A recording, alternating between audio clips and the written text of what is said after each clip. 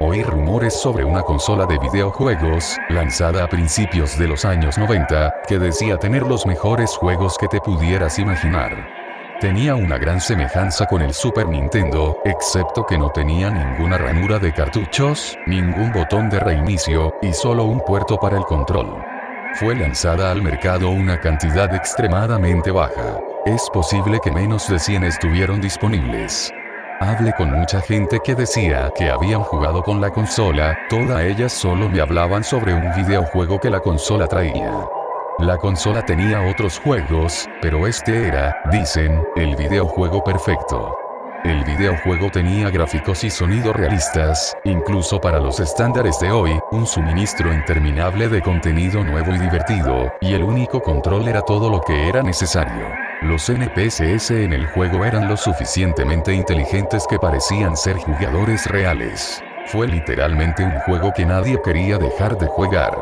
Las personas que entrevisté comentaron también anécdotas extrañas, contaban que sus padres los regañaban fuertemente después de jugar el juego unos cuantos días y luego tiraban la consola a la basura.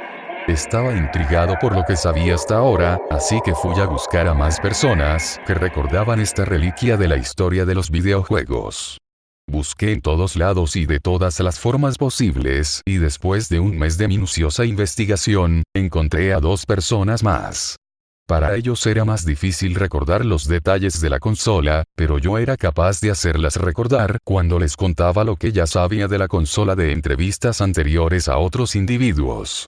Pude ver sus ojos brillando mientras recordaban al videojuego perfecto. Cuando terminé de hablarles sobre ese videojuego, ambos dijeron: eso no es todo lo que el videojuego podía hacer.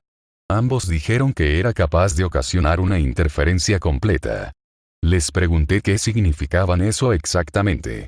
Me contaron que al parecer, después de unos días, el juego comenzó a tener un efecto fisiológico sobre ellos. Era como si las acciones hechas en el juego estuvieran afectando de manera directa a la persona que jugaba al juego. Las personas que jugaban a ese juego no necesitaban comer o beber mientras ellos hicieran esas acciones dentro del juego con elementos encontrados en él. Sin embargo, después de un par de días, la persona que me contaba esto habían continuamente por una semana, las personas comenzaban a sentir el daño que se lo había hecho a su personaje dentro del juego. El dolor era pequeño al principio y se empezaba a intensificar con el tiempo.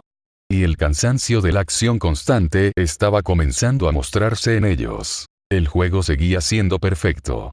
Era mejor que cualquiera que puedas imaginar, pero me estaba agotando físicamente y no podía desprenderme de él, dijo uno de ellos. Casi había terminado con un nivel, y estaba peleando contra un jefe que usaba un látigo. Recuerdo que él me había matado de un latigazo. Tuve que empezar el nivel de nuevo, pero recuerdo el intenso dolor como si me hubieran dado un fuerte latigazo en mi brazo.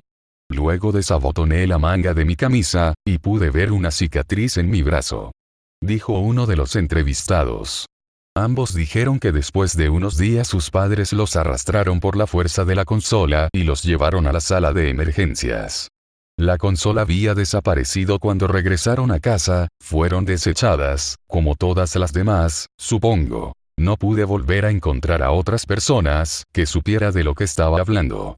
Los rumores se habían detenido allí, y me quedé con un conocimiento incompleto sobre dónde podía encontrar una de estas consolas. Sin embargo, sentí un sentimiento de temor en el fondo de mi mente y pensé que era necesario examinar los archivos periodísticos de esos años en los que supuestamente existió la consola. Intenté buscar en la base de datos de la biblioteca artículos con la palabra consola pirata y lo que encontré fue impactante.